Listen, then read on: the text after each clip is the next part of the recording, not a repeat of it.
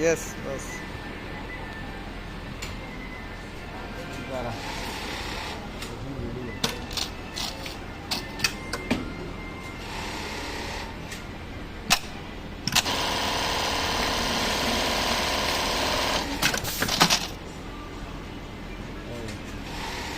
সুতা বড় থাকে, লোবারের সুতা কাটে না।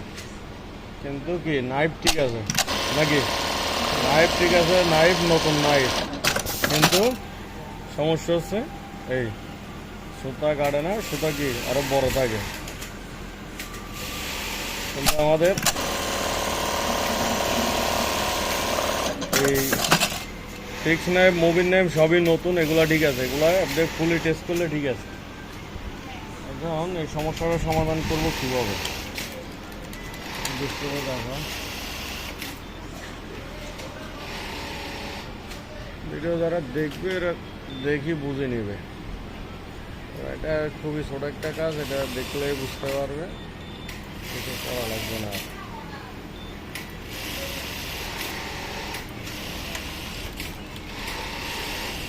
এরপরে যদি সুতা শর্ট থাকে তাহলে আমরা কি করব? ওদিকে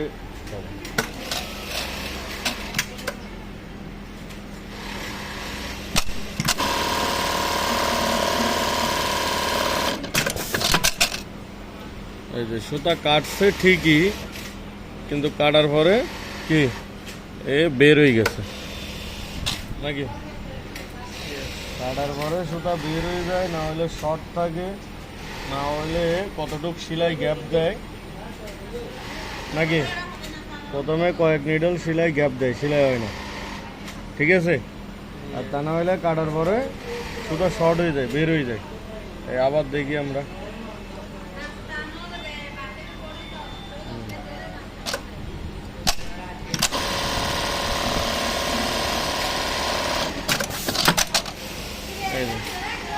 এই সুইং সুন্দর আছে, সবই আছে, এখন সুতা কাটা ক্লিয়ার হয়েছে, কিন্তু কি হইতেছে সুতা শর্ট হয়ে যাইতেছে, ঠিক আছে? এখন এটা সমাধান করতে হবে। এগুলো অ্যাকচুয়ালি মেশিন গুটাইলে বা শুধু নাইফ গুটাইলে হবে না। অ্যাকচুয়াল এটার প্রোগ্রাম থেকে করতে করে কিভাবে করে এই জিনিসগুলো জানতে হবে, তাইলে কাজটা ইজিলি হয়ে যাবে। এখানে 50 আছে, এখানে আমরা করে দিব 100 দিব না, 96 দিলাম, ঠিক আছে? মিটার দেখা যাক কী হবে।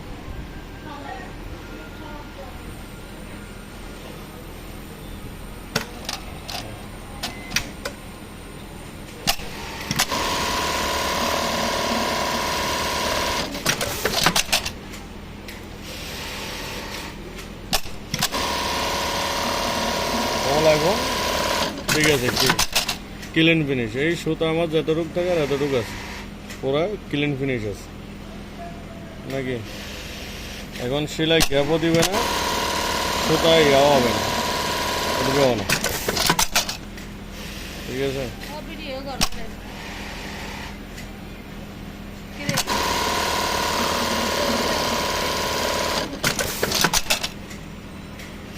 ঠিক আছে, তাহলে সুতা আমার কি সুইং গ্যাপ দেয় নাই, সুতা যতটুক টাকার এতটুকু আছে। এখন সুতা শর্ট হইতো না, বাইরে হইতো না।